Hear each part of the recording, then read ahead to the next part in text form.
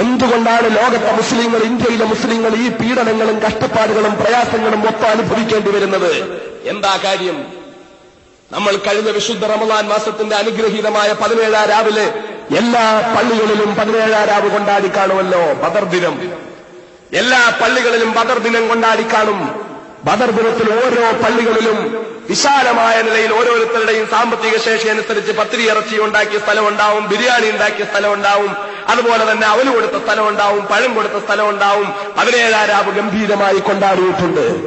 ആ 17 രാവിലോ അതിന് മുമ്പോ അതിനു ശേഷമോ ആ 17 രാവിനെ ലോകത്തിന്റെ മുന്നിൽ എക്കാലവും സ്മരിക്കുന്നതാക്കി മാറ്റിയ ചരിത്രത്തിലെ ജാജ്വല്യമാനമായ ബദരീങ്ങളുടെ ചരിത്രം നാം എപ്പോഴെങ്കിലും ഓർത്തിട്ടുണ്ടോ മക്കളെ?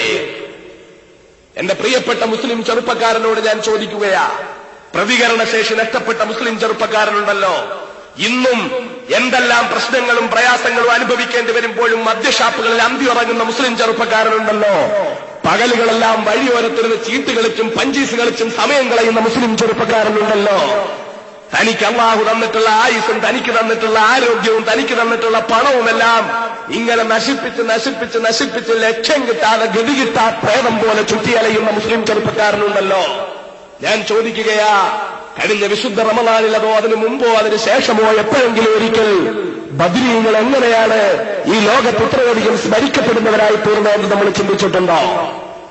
നമ്മൾ എപ്പോഴെങ്കിലുമൊക്കെ കേട്ട് കാണും, ബദരീങ്ങൾ ബദർ യുദ്ധത്തിൽ സൃഷ്ടിച്ച ഉജ്ജ്വലമായ വിജയം, നേടിയെടുത്ത ഉജ്ജ്വലമായ വിജയം.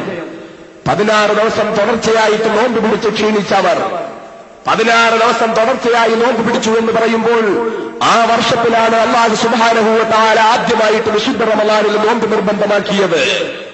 വിശുദ്ധ റമളാനിൽ അല്ലാഹു തആല നോമ്പ് നിർബന്ധമാക്കിയ ഹിജ്റയുടെ 2ാം വർഷമായ ആ വർഷത്തിലാണ്, ആ കൊല്ലമാണ് സഹാബാക്കൾ ആദ്യമായിട്ട് നോമ്പ് നോക്കുന്നതിന് മുമ്പ് ഒരിക്കലും ഒരു നോമ്പ് നോറ്റിട്ടില്ല. അതും തുടർച്ചയായി 16 ദിവസം. എന്താ അവരുടെ ഭക്ഷണം? നമ്മുടെ അവസ്ഥ എന്താ? ശഅബാൻ 29 തൂക്കി നോക്കിയാൽ 45 കിലോ കാണും. നോമ്പ് 30 നോറ്റ് കഴിഞ്ഞിട്ട് റമളാൻ 29 അന്ന് വെറുതെ ഒന്ന് തൂക്കി നോക്കിയാൽ 65 കിലോ കാണും. റമളാൻ ആവുമ്പോ ഏറ്റവും കുറഞ്ഞത് 20 കിലോ കൂടും. കാരണം എന്താ? റമളാൻ എന്ന് പറഞ്ഞാൽ ഈ ലോഡിങ്ങും അൺലോഡിങ്ങും ഏറ്റവും ശക്തമായിട്ട് നടക്കുന്ന സമയമാണ്.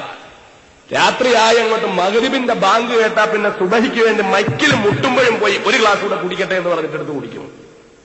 അങ്ങനെയാണ് നമ്മൾ പലരും കരുതിയിരിക്കുന്നത് റമളാൻ മാസം എന്ന് പറഞ്ഞാൽ രാത്രിയിൽ എത്രത്തോളം ഭക്ഷണം കഴിക്കാം എന്നുള്ളതൊന്ന് പരീക്ഷിക്കാൻ വേണ്ടിയുള്ള മാസമാണെന്നാ പലരും കരുതിയിരിക്കുന്നത്. പോട്ടെ, മറ്റൊരു വിഷയം. അപ്പോൾ വടക്കോട്ടൊക്കെ പോകുമ്പോഴാണ് റമളാന്റെ അനുഭവിക്കുന്ന റമളാനെ ഇങ്ങനെ നോമ്പ് മുറി, നോമ്പങ്ങോട്ട് ബാങ്ക് കേൾക്കുമ്പോൾ തന്നെ വിഭവസമൃദ്ധമായ ഭക്ഷണങ്ങളെല്ലാം മേശപ്പുറത്ത് നിറഞ്ഞുകൊണ്ട് നോമ്പ് മുറി. അപ്പൊ തന്നെ നമ്മുടെയൊക്കെ വയറ് നിറയും. പിന്നെ ഒരു 1/4 മണിക്കൂർ കഴിയുമ്പോൾ വന്ന് വിളിക്കും ബാ കഴിക്കാൻ. അതെന്താ? നോമ്പ് തുറ. അപ്പൊ നേരത്തെ എന്തായിരുന്നു? അത് മുറി. പിന്നെ വീണ്ടും കുറച്ച് കഴിയുമ്പോൾ അത്താഴം, മുത്താഴം, ഇങ്ങനെ ഇടയ്ക്കും ഒരു സുബഹി വരെ തീറ്റയുടെ മത്സരമാണ്. റപ്പായിയെ കൊണ്ട് തീറ്റ തന്നെ തീറ്റ. അപ്പൊ അങ്ങനെ ആയിരുന്നില്ല. അതൊക്കെ റമളാന്റെ ചൈതന്യം തീറ്റ കൊണ്ടുണ്ടാവുകയില്ല. നമുക്ക് റമളാൻ അല്ലാത്തതുകൊണ്ട് ഞാനത് വിശദീകരിക്കുന്നില്ല. ബഹുമാനപ്പെട്ട സഹാബാക്കളെ സംബന്ധിച്ചിടത്തോളം വിശുദ്ധ റമളാൻ മാസത്തിൽ അവർ 16 ദിവസം തുടർച്ചയായി നോമ്പ് നോറ്റത് ഒരു കീറ് കാരയ്ക്ക, വേറൊന്നും കഴിക്കാനില്ല. എന്നിട്ട് പിന്നെ അത്താഴം വരെ ഒന്നുമില്ല. അത്താഴത്തിന്, ഇടയത്താഴത്തിന് ഒരു ഗ്ലാസ് വെള്ളം, കിട്ടിയാൽ ഒരു ഗ്ലാസ് പാല്, ഇതല്ലാതെ വേറൊന്നുമില്ല. ഈ അവസ്ഥയിലാണ് അവർ നോമ്പ് നോക്കുന്നത്. അങ്ങനെ 16 ദിവസം തുടർച്ചയായിട്ട് നോമ്പ് നോറ്റ് പട്ടിണി കിടന്ന് 16 ദിവസം കൊണ്ട് ക്ഷീണിച്ചവശരായി ഒരു കീറ് കാരയ്ക്ക കൊണ്ട് നോമ്പ് മുറിച്ച് വീണ്ടും രാത്രി മൊത്തം ഒന്നും കഴിക്കാനില്ലാതെ കഷ്ടപ്പെട്ട് അത്താഴത്തിൽ ഒരു ഗ്ലാസ് വെള്ളം മാത്രം കുടിച്ചുകൊണ്ട് വീണ്ടും നോമ്പ് നോറ്റ് ക്ഷീണിച്ചവശരായി തളർന്ന അവരുടെ മുന്നിലതാ നിവർന്നു നിൽക്കാൻ പോലും കഴിയാത്ത അവസ്ഥയില്, ആശ്രയമില്ലാതെ നിവർന്നു നിൽക്കൽ പോലും ബുദ്ധിമുട്ടായ അവസ്ഥയിൽ വിശുദ്ധ റമളാന്റെ 16ാമത്തെ ദിവസം അങ്ങോട്ട് കഴിയാനായപ്പോൾ അവരതാ രണാങ്കണത്തിലേക്ക് ഇറങ്ങാൻ നിർബന്ധിതരാവുകയാണ്. സത്യത്തിനു വേണ്ടി, ധർമ്മത്തിനു വേണ്ടി, നീതിക്ക് വേണ്ടി, അല്ലാഹുവിന് വേണ്ടി, പ്രവാചകന് വേണ്ടി പോരാടാൻ അവർ തീരുമാനിക്കുകയാണ്. അല്ലാഹു റബ്ബുൽ ഇസ്സത്തിന്റെ വിധി വന്നു. മഹാനായ പ്രവാചകൻ ആ വിധി ഓതി കേൾപ്പിച്ചു കൊടുത്തു. അല്ലാഹുവിന്റെ റസൂലിനെ സ്നേഹിക്കുന്ന, അല്ലാഹുവിൽ വിശ്വസിക്കുന്ന സഹാബാക്കളുടെ മുന്നില് അവരോട് പറഞ്ഞു, നമ്മൾ പറന്നു വീണ നാട്ടിൽ ആദർശ പ്രബോധനത്തിന് വേണ്ടി ശ്രമിച്ചപ്പോൾ അവിടുത്തെ കുഫാറുകൾ നമ്മളെ ആട്ടിപ്പായിച്ചു. പറന്നു വീണ നാട്ടിൽ ജീവിക്കാൻ നമ്മെ അനുവദിച്ചില്ല. അവസാനം അവിടെ നിന്ന് നമുക്ക് ഓടിപ്പോരേണ്ടി വന്നു. നമ്മൾ അവിടെ നിന്ന് ഓടിപ്പോന്ന് ഇവിടെ വന്ന് താമസിക്കാൻ തീരുമാനിച്ചിട്ടും ഇവിടെയും സ്വസ്ഥമായി ആദർശ പ്രബോധനം നടത്താൻ നമ്മെ അനുവദിക്കുന്നില്ല. ഇത് നമുക്ക് അനുവദിച്ചു കൊടുത്തുകൂടാ. നമുക്ക് പോരാടുക തന്നെ. നാം അങ്ങിലി പരിമിതമല്ലേ റസൂലേ, നമുക്ക് ആയുധമില്ലല്ലോ റസൂലേ, നമുക്ക് ഭക്ഷണമില്ലല്ലോ റസൂലേ, നമ്മളെ ബുദ്ധിമുട്ടി പോകില്ലേ റസൂലേ? ഇതൊന്നും ചോദിച്ചുകൊണ്ട് സഹാബാക്കളെ മഹാനായ പ്രവാചകന്റെ തീരുമാനത്തിന്റെ റബ്ബിന്റെ വിധിക്ക് മുന്നില് എതിരഭിപ്രായം പറയാൻ തയ്യാറായില്ല. അവരതാ രണാങ്കണത്തിലേക്ക് ഇറങ്ങാൻ പോകുകയാണ്.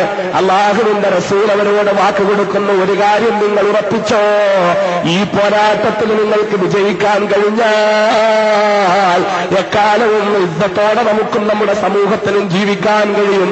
അതല്ല ഈ പോരാട്ടത്തിലെങ്ങാനും നിങ്ങൾ രക്തസാക്ഷികളായാൽ അടിവാരത്തുകൂടി അരുവിയൊഴുകുന്ന ആരാപത്തിൽ സ്വർഗത്തിൽ നിങ്ങൾക്ക് കടക്കുവാൻ കഴിയും. രണ്ടായാലും ലാഭം തന്നെ കേട്ടോ. അതുകൊണ്ട് പുറകോട്ട് പോകണ്ട, മുന്നോട്ട് പോകാമെന്ന് പറഞ്ഞുകൊണ്ട് മഹാനായ പ്രവാചകന്റെ നേതൃത്വത്തിൽ അവർ രണാങ്കണത്തിലേക്ക് പോകാൻ തയ്യാറാവുകയാ. പക്ഷേ അവരുടെ കയ്യിൽ വാളുകളില്ല, അവരുടെ കയ്യിൽ പരിചകളില്ല, അവർക്ക് കൊഴുത്തു പഠിച്ച ഒട്ടകങ്ങളില്ല, കുതിരകളില്ല. ഏതാനും തുരുമ്പിച്ച വാളുകളും ഏതാനും മെലിഞ്ഞ ഒട്ടകങ്ങളും 16 ദിവസം പട്ടിണി നിന്ന തളർന്ന ശരീരവുമായിട്ട് അവർ യുദ്ധം നയിക്കാൻ പോകാനൊരുങ്ങുമ്പോൾ മറുഭാഗത്തെ അവസ്ഥ എന്താ? ആയിരക്കണക്കിന് ശത്രുക്കൾ പടയെടുത്തുകൊണ്ട് വരികയാ. അവരുടെ കയ്യിൽ കൊഴുത്തു കടിച്ച ഒട്ടകങ്ങളുണ്ട്, കുതിരകളുണ്ട്. എത്ര കൊല്ലം വേണമെങ്കിലും യുദ്ധം നടത്തുന്നതിന് ആവശ്യമായ ആയുധങ്ങളുണ്ട്. എത്ര കൊല്ലം വേണമെങ്കിലും യുദ്ധത്തിനായി തങ്ങിയാൽ കഴിക്കാനുള്ള ഭക്ഷണ സാധനങ്ങളുണ്ട്. എല്ലാമായി തവരതാ മക്കയിൽ നിന്ന് മദീനയിലേക്ക് ഹുങ്കാരം മുഴക്കി പടയെടുത്തു വരികയാ. പ്രോത്സാഹിപ്പിക്കാൻ ഭാര്യമാര് മക്കളെ യുദ്ധത്തിന്റെ അങ്കണത്തിലേക്ക് ഇറങ്ങുമ്പോൾ നൃത്തം ചവിട്ടി പ്രോത്സാഹിപ്പിക്കാൻ ഭാര്യമാരുണ്ട്, പാട്ടുപാടിക്കൊടുക്കാൻ മക്കളുണ്ട്. എല്ലാവരുമായി തഥാ കുടുംബസഹിതം വരികയാ മദീനയിലേക്ക്. രണാങ്കണത്തിലേക്ക് ഇറങ്ങാനുള്ള തയ്യാറെടുപ്പ്. ആയിരക്കണക്കിന് ശത്രുക്കൾ ഇങ്ങനെ നിരന്നു കഴിഞ്ഞപ്പോ മദീനയിലെ ചുട്ടുപഴുത്ത മണലാരണ്യത്തിൽ ഈ ശത്രുക്കളെല്ലാം അവരുടെ ആയുധങ്ങളും വാഹനങ്ങളുമായി തയ്യാറായപ്പോ അപ്പുറത്ത് നിന്ന് 313 വേച്ച് വരുന്ന പേക്കോലങ്ങളെ കണ്ടുകൊണ്ട് കുഫാറുകളുടെ നേതാക്കൾ പരിഹാസത്തോടെ ചോദിച്ചു, ഇവറ്റകളോട് മല്ലടിക്കാനാണോ ഞങ്ങൾ ഇത്രയും ആളുകൾ അവിടെ നിന്ന് പടയെടുത്ത് ബുദ്ധിമുട്ടി ഇവിടം വരെ വന്നത്? ഇവറ്റകളോട് പോരടിക്കാൻ ഞങ്ങളിൽ നിന്ന് വളരെ തുച്ഛമാളുകൾ മതിയായിരുന്നല്ലോ. എന്തിനാണ് ഞങ്ങളെ ഒക്കെ കൂടി വിളിച്ചുകൊണ്ടുവന്നതെന്ന് നേതാക്കന്മാരോട് ചോദിക്കുന്ന അനുയായികള്, സാരമില്ല നമുക്ക് പെട്ടെന്ന് കഥ തീർത്തിട്ട് കടന്നു പോകാമെന്ന് പറഞ്ഞിട്ട് എല്ലാവരെയും സമാധാനിപ്പിച്ച് നിൽക്കുമ്പോൾ ആ 313 പേരിതാ വരികയാണ്.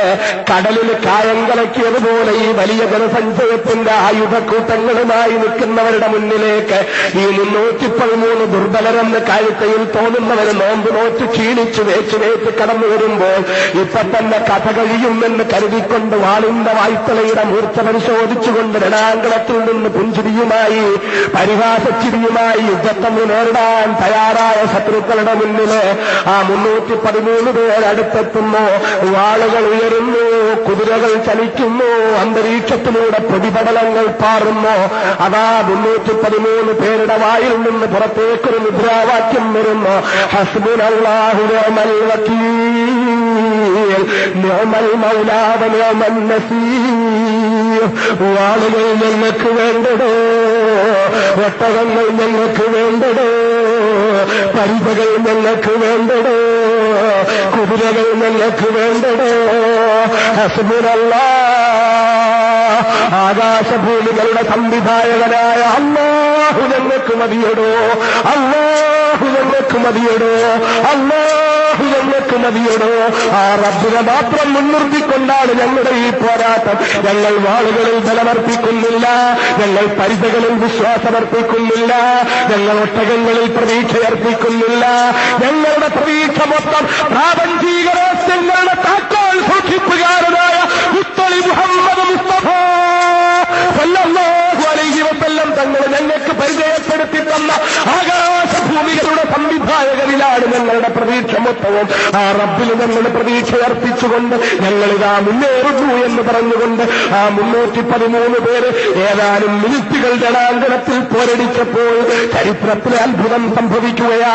ആയിരക്കണക്കിന് ശത്രുക്കൾ നിർനിമേഷരായി നിശ്ചലരായി അർത്ഥപ്രജ്ഞരായി നോക്കി നിൽക്കയാ. എന്താ സംഭവിക്കുന്നതെന്നറിയാതെ കണ്ണു തള്ളി നോക്കി നിൽക്കുമ്പോൾ അതാ ഹുങ്കാരം വിളക്കി പടയെടുത്ത് വന്ന കുഫാറുകൾ അത്ഭുത സ്തബ്ധരായി നോക്കി നിൽക്കുമ്പോൾ അവരുടെ ഇടയിലേക്ക് അതാ ഹസ്ബുനല്ലാഹ് ഹസ്ബുനല്ലാഹ് ഹസ്ബുനല്ലാഹ് അതൊരു വികാരമായി പടരുകയാണ്. ഹസ്ബുനല്ലാഹ് ഹസ്ബുനല്ലാഹ് ഹസ്ബുനല്ലാഹ് ആ മുദ്രാവാക്യവുമായി അവർ രണാങ്കണത്തിൽ ഏറ്റുമുട്ടുകയാണ്. ശത്രുക്കളിൽ നിന്ന് ധാരാളം പേരുടെ ശിരസ്സത്ത് നിലത്ത് വീഴുകയാണ്. ശത്രുക്കളുടെ ചോര കൊണ്ട് അന്തരീക്ഷം ചുമക്കുകയാണ്. മദീനയുടെ മണൽത്തരികൾ ചെഞ്ചായമണിയുകയാണ്. ബാക്കിയുള്ളവർ തിരിച്ചോടുകയാണ്. ഒട്ടകങ്ങളെ ഉപേക്ഷിച്ചു കൊണ്ടോടുന്നു, കുതിരകളെ ഉപേക്ഷിച്ചു കൊണ്ടോടുന്നു, വാളുകൾ ഉപേക്ഷിച്ചു കൊണ്ടോടുന്നു, ആഹാര സാധനങ്ങൾ ഉപേക്ഷിച്ചു കൊണ്ടോടുന്നു. എല്ലാം ഉപേക്ഷിച്ചുകൊണ്ട് ശത്രുക്കൾ തിരിച്ചു പരക്കം പായുകയാ. 313 പേര് ആയിരങ്ങളോട് പടവെട്ടി, ആയുധങ്ങളില്ലാതെ പടവെട്ടി, ആരോഗ്യമില്ലാതെ പടവെട്ടി, പരിചകളും ആളുകളുമില്ലാതെ, ഒട്ടകങ്ങളില്ലാതെ, കുതിരകളില്ലാതെ പടവെട്ടി ആ 313 പേര് ഉജ്ജ്വലമായ വിജയം വരിക്കുകയാ. എങ്ങനെയാ ഇത് കഴിഞ്ഞത്? മഹാനായ റസൂലുള്ളാഹി എന്ത് രസം സലാത്ത് കേട്ടിട്ട്. എനിക്കൊരു 4 മണിക്കൂർ അങ്ങ് വാള് പറയാൻ തോന്നുന്നു സലാത്തിന്റെ ശക്തി കേട്ടിട്ട്. നാണമില്ലേ മക്കളെ? അള്ളാഹിന്റെ റസൂലിന്റെ പേര് കേട്ടിട്ട് എന്താ ഞാൻ നരസിംഹറാവുവിന്റെ പേരാ പറയുന്നത്? ഇങ്ങനെ നോക്കിക്കൊണ്ടിരിക്കാൻ അയാളെപ്പോലെ ഇങ്ങനെ നോക്കിക്കൊണ്ടിരിക്കാൻ ഞാൻ അയാളുടെ പേരാണെന്ന് പറയുന്നേ. മഹാനായ മുഹമ്മദ് മുസ്തഫ. ഇപ്പൊ ഞാൻ നേരത്തെ പറഞ്ഞ പോലെ കടലിൽ കായം കലക്കിയത് പോലായി. അത് പോരാ, നമ്മുടെ കൽബൊന്നും വരട്ടെ. എനിക്കറിയാം കുറച്ച് കസ്ബത്തുൽ കൽബുള്ളവരാണെന്ന് അർത്ഥം ഞാൻ പറയുന്നില്ല, ഇവർക്കൊക്കെ മനസ്സിലാവും. കുറച്ച് കട്ടിയുള്ളവരാണെന്ന് എനിക്കറിയാം, പക്ഷെ എന്നാലും ഒരുപാട് കട്ടിയാകരുത്. റസൂലുള്ളാഹിന്റെ പേര് കേട്ടാൽ എല്ലാ കട്ടിയും പോണ്ടേ മക്കളെ? അള്ളാന്റെ റസൂലിന്റെ പേരെങ്ങോട്ട് കേട്ടാൽ നമ്മൾ ആവേശഭരിതരാകണ്ടേ? ആരാണ് ആ പ്രവാചകൻ? ഞാനും നിങ്ങളും സൃഷ്ടിക്കപ്പെടുന്നതിന് കാരണക്കാരനല്ലേ? വിനീതനായ ഞാൻ ഇന്നിവിടെ എത്തിയിട്ടുണ്ടെങ്കിൽ, എന്റെ മുന്നിൽ ഈ മനുഷ്യ സഞ്ചയം എത്തിയിട്ടുണ്ടെങ്കിൽ ഇതിന്റെ മൊത്തം കാരണക്കാരൻ ആരാ? ഞാനും നിങ്ങളും ഇരിക്കുന്ന ഈ കോടാനുകൂടി മണൽത്തരികളുടെ സൃഷ്ടിപ്പിന്റെ കാരണക്കാരൻ ആരാ? എനിക്കും നിങ്ങൾക്കും മറപകരുന്ന, എനിക്കും നിങ്ങൾക്കും തണലായി ആകാശത്തിലെയും ആകാശത്തിന്റെ അത്ഭുതങ്ങളുടെയും സൃഷ്ടിപ്പിന്റെ കാരണക്കാരൻ ആരാ? ഈ പ്രാപഞ്ചിക രഹസ്യങ്ങളുടെ മൊത്തവും താക്കോൽ സൂക്ഷിപ്പുകാരൻ ആരാ? നമ്മുടെ ഹബീബായ നബിയല്ലേ? ആ പ്രവാചകന്റെ പേര് കേൾക്കുമ്പോൾ പ്രേരണ കൂടാതെ നമുക്ക് ഉറക്ക സ്വലാത്ത് ചെല്ലാൻ കഴിയണം, ആവേശഭരിതരായി സ്വലാത്ത് ചെല്ലാൻ കഴിയണം. ഒരുപക്ഷേ നെല്ലിക്കുഴിയുടെ ഈ മണൽത്തരികൾ ഇന്നുവരെ ഇങ്ങനെ ഒരു മനുഷ്യ സഞ്ചയത്തിന്റെ സാക്ഷ്യം വഹിച്ച് കാണില്ല. നമ്മളിവിടെ ഈ ഒരുമിച്ച് കൂടിയിരിക്കുന്ന ജനക്കൂട്ടം അതിശക്തമായി ഈ മണൽത്തരിയെ പുണ്യമുള്ളതാക്കണം, ഈ അന്തരീക്ഷത്തെ അനുഗ്രഹീതമാക്കണം, ഈ രാത്രിയെ വിസ്മരിക്കപ്പെടുന്ന അല്ലാത്ത എന്നുമെന്നും ഓർമ്മിക്കപ്പെടുന്ന രാത്രിയാക്കി നമുക്ക് മാറ്റണം. ഈ രാത്രി നാളെ പരലോകത്ത് നമ്മൾ എത്തുമ്പോൾ പ്രതിഫലത്തിന്റെ കണക്ക് രേഖപ്പെടുത്ത പേപ്പറായി നമ്മുടെ മുന്നിൽ ഈ രാത്രി എത്തണം. അതുകൊണ്ട് ഉറക്ക സ്വലാത്ത് ചെല്ല് മുഹമ്മദ് മുസ്തഫ. ഒന്നും ആയില്ല. മുഹമ്മദ് മുസ്തഫ,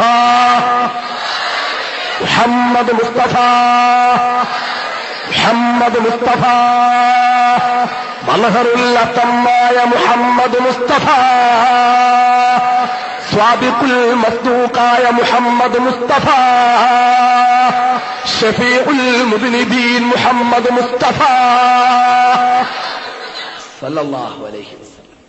ആ മഹാനായ പ്രവാചകൻ മുഹമ്മദ് മുസ്തഫ സല്ലല്ലാഹു അലൈഹി വസല്ലം തങ്ങളുടെ നേതൃത്വത്തിൽ 313 സഹാബാക്കൾ ചരിത്രത്തിൽ നമുക്ക് രചിച്ചു വെച്ച അത്ഭുതം, അവർക്കതെങ്ങനെ കഴിഞ്ഞു? അതാണ് നമ്മൾ ചിന്തിക്കേണ്ടത്.